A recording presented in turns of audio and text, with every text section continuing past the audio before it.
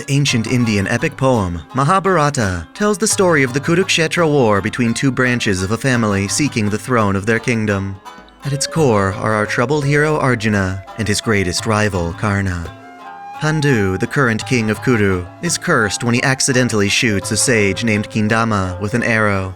This curse prevents Pandu from making love with his two wives, for doing so will kill him. Unable to produce an heir, he steps down as king, giving the throne to his brother and living in the forest. Despite this predicament, Pandu's older wife, Kunti, is blessed with a boon, gifted to her to reciprocate the hospitality she once showed to the sage Durvasa.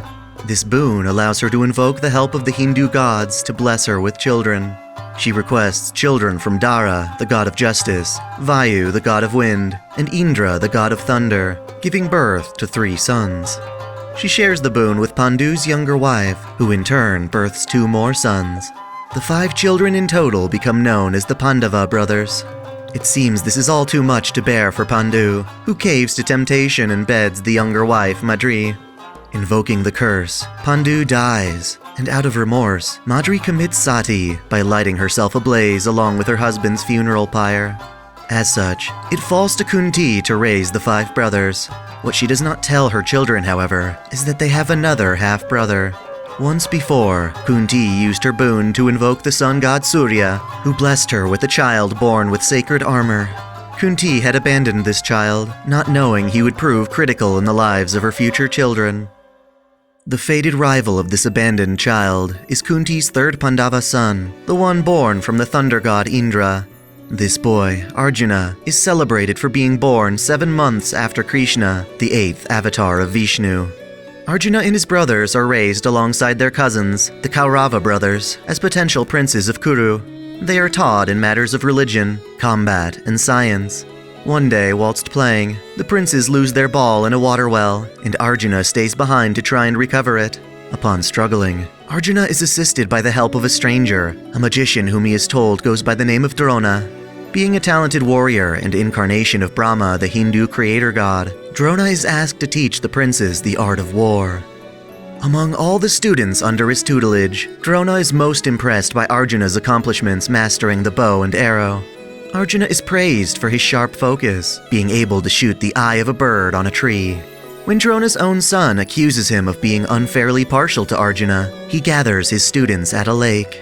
While bathing, Drona is attacked by a crocodile, and Arjuna presents his bravery by jumping into the lake and fighting the crocodile barehanded.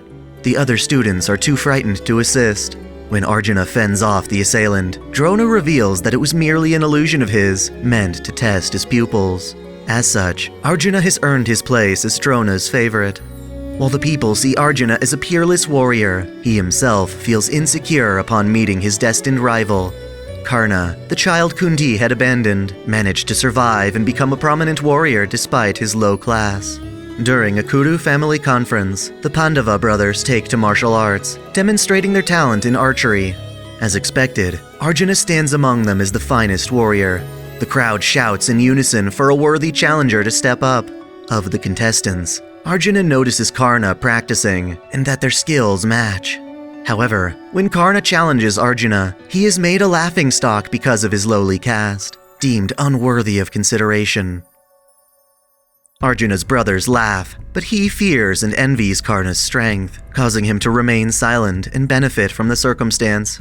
While the Pandavas mock Karna, the eldest of the Kauravas, Duryodhana, acknowledges him and takes him in like a son. As time passes, fate slowly brings them together. Upon completing their lessons, Drona asks the Kauravas and Pandavas to capture a mighty warrior named Drupada.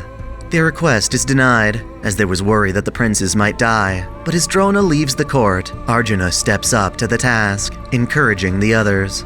During this encounter, Arjuna and his brothers attack Drupada after his men encircle and defeat the Kauravas. Arjuna breaks Drupada's formation and achieves victory, personally delivering Drupada bound by rope to his mentor. This earns him great praise in the face of the Kauravas' humiliation. In retaliation, Duryodhana plots with his brothers to rid of the competition. They have constructed a palace of lac, a flammable substance, and lure Kunti and her sons to reside within. The Kauravas intend to set the palace ablaze, but their plan is leaked by Arjuna's uncle, who has them build an escape tunnel. Thus, when the building burns to ash, the Pandavas are presumed dead, though really they are just hiding. In their hiding, they learn of the Svayamvara of the Panchala princess Draupadi. In other words, the princess is to be married off to the victor of a competition. To attend, Arjuna and his brothers sneak in, disguised as Brahmin priests. The various suitors are tasked to lift, string, and fire a robust steel bow, aiming for the eye of an artificial golden fish on the ceiling, relying only upon its reflection in the oil below. The Kaurava princes fail to even lift the bow, and when the Brahmin are allowed to attempt the trial, Arjuna reveals himself alive and hits the mark, earning Draupadi's hand in marriage. That said, when Arjuna jokingly tells his mother he's returned with alms, she asks him to share them with his brothers before realizing his jest. Regardless, Arjuna takes his mother's command seriously, making Draupadi the wife of all 5 brothers. With tensions high after the revelation of the Pandavas' survival, the kingdom is split. The Kauravas claim most of the land, including Kuru's capital, leaving the Pandavas with only the land they requested. The underdeveloped, infertile lands of Khandava Prastha, where they admirably cultivate a capital for themselves. During this time, Arjuna develops a strong bond of friendship with Krishna. While loved as fellow incarnations of Hindu gods, Arjuna and Krishna foster their friendship in person. They first team up in order to clear the Khandavavana forest of unwanted elements, including the Snake King Takasha. This becomes a conflict of interest, however, as Takasha is friends with Arjuna's father Indra, who in turn protects the forest. Arjuna and Krishna come upon the fire god Agni, who is trying to satisfy his hunger by burning down the entire forest. Their interests align, and the 3 of them oppose Takasha and Indra as a team. In order to succeed, however, Arjuna requests a bow strong enough to bear the strength of his arms. Agni then calls upon Varuna, the ocean god, and obtains Agni Gandiva, flame god's yell, a bow of flames created by Brahma. He gives the bow to Arjuna, along with a chariot and 4 horses. With its true name invoked, Gandiva's arrows become akin to missiles engulfed in fire. With Krishna's guidance as his charioteer, Arjuna wields his new weapons against Indra, enabling Agni to torch the forest. Obviously, this angers Indra greatly, but at the same time he takes pride in his son's strength and bestows upon him even greater powers. Arjuna spares one of the forest's demons, Mayasura, and has him build a palace, renaming their territory Indraprastha. As a show of goodwill, the Pandavas invite their Kaurava cousins to the palace. Unfortunately, the sentiment is not reciprocated. Duryodhana's uncle arranges a dice game against the eldest Pandava prince, Yudhishthira, using loaded dice to cheat the odds. Quite foolishly, Yudhishthira falls for this scheme, gambling away his kingdom, as well as putting his brothers and wife into servitude. Mocking the Pandavas for their loss, the Kauravas try to disrobe Draupadi, but fail when Krishna makes her dress endless. Ultimately, the Pandavas are exiled for the following 13 years, and this exile will be extended should the Pandavas be discovered in the final year. During this time, Arjuna ventures out on a pilgrimage and becomes involved in many adventures, solidifying himself as an epic hero. Despite garnering adoration wherever he goes, he cannot shake the memory of Karna. Should he ever conflict against the Kaurava, Karna too will stand against him. By this point, Karna has earned a name for himself as the hero of charity. Certainly, Arjuna is perceived to have a flawless personality, but in truth he struggles from an inner darkness. Secretly, Arjuna cares not for honor and is willing to resort to cowardly schemes to succeed if necessary. While he tries to deny it, he cannot always hold back the wicked smile of this black persona. As such, the very thought of Karna serves as a mirror, making Arjuna confront the side of himself he fears to acknowledge. In his mind, Karna is the true hero. Regardless, Arjuna honors the praise given to him and continues on his journey. This takes him to a mountain where he meditates in Shiva's name. With a dedication so sincere, it generates an intense heat, calling Shiva to him. Shiva, disguised as a hunter, challenges Arjuna in battle, fighting with 8 different forms to no avail. Upon being defeated, Shiva reveals himself and blesses Arjuna with Pashupata, raised hand of the destructive god, a divine light that delivers moksha, or liberation from above. Those who fail to be judged are freed from their mortal coil. killed immediately. For a time, Arjuna is even invited to his father's palace in heaven, enjoying a divine banquet and being gifted even more weapons. He spends his final year of exile in the kingdom of Matsya, teaching the king's daughter to dance. Duryodhana tries to extend the Pandavas' exile by prematurely revealing their presence. Thankfully, he is too late, and all 13 years have passed, and Arjuna is able to protect the kingdom by fighting off his cousins. With their exile over, the Pandavas attempt to negotiate their return, but Duryodhana denies them. To reclaim their kingdom, the Pandavas summon a vast army and prepare for war. Before the war, however, Arjuna considers that he will be fighting against his own kin, against people who were once important to him, such as his mentor Drona. He seeks counsel with Krishna, and the two discuss the philosophy of life and war, a discourse written down in the Bhagavad Gita. From their discussion, Arjuna comes to understand his duty as an honorable warrior of the Kshatriya class. To ensure a fair fight, he decides to go into battle without his divine weapons. Over the course of 16 days, Arjuna fights against the Kaurava and their gathered army, claiming victory on many fronts. His brothers, however, are defeated but not killed by Karna, and on the 17th day, the two rivals engage in a fatal confrontation. While Arjuna is prepared to do whatever it takes to achieve victory, Karna holds true to his charity. Karna relinquishes his armor when Indra, disguised as a Brahmin, asks for his belongings. After admitting he knew it was a trap, Karna still parted with the proof of his lineage because he understood Indra was only acting out of love for Arjuna. Even without his armor, Karna intends to fight for the honor of his family. Touched, Indra gifts him the spear, Vasavi Shakti, a weapon he denied even to his own son.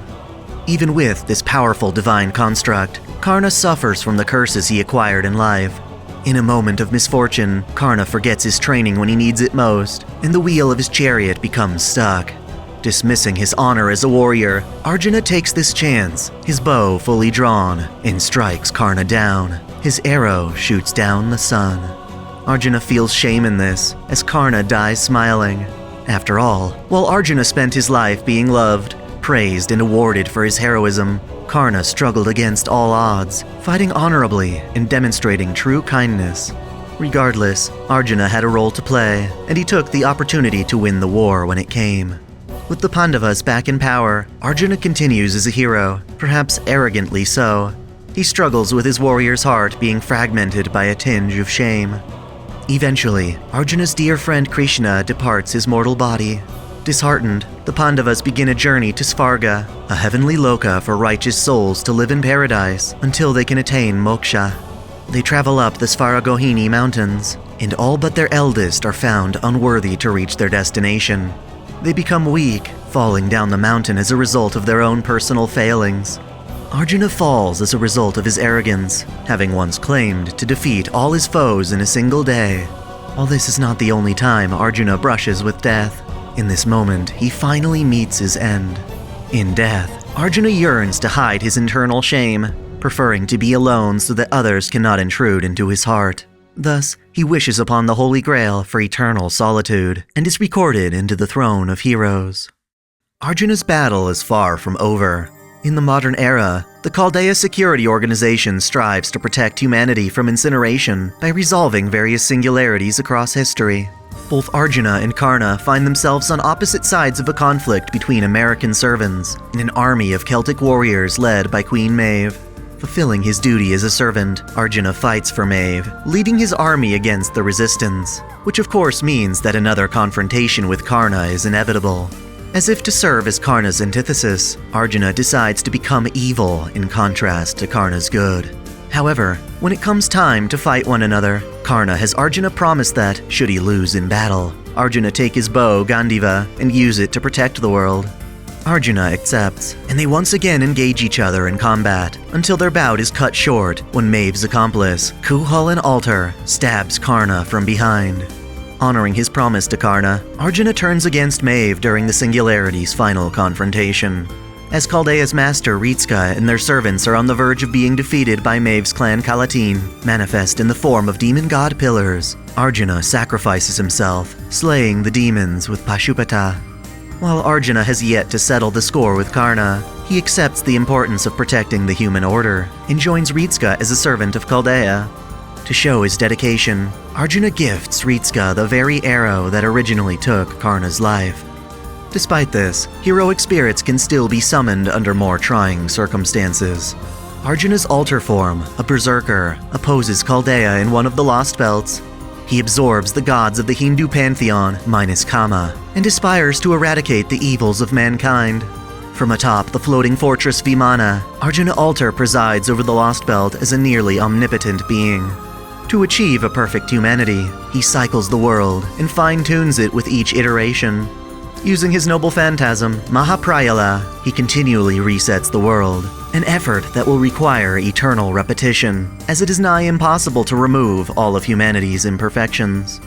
After struggling within these world cycles, Kaldea devises a plan to defeat Arjuna Altar. They empower Karna for a decisive battle, gathering the blessings of Shiva, Vishnu, and his father Surya, the version of these deities from Kaldea's timeline. They grant Karna the burning three gods form, which he refers to as Super Karna. This, in culmination with Kaldea's other efforts in the Lost Belt, bring an end to Arjuna Altar's plan.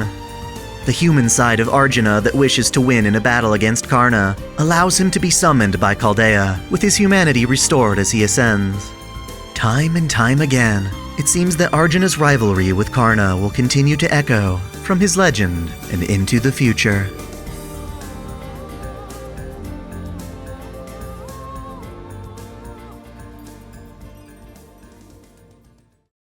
Thanks for watching. If you enjoy this channel, help me beat the algorithm by liking, commenting, and sharing the video, subscribing to OtakuDaiKun, and most of all, smashing that notification bell as if it were your waifu.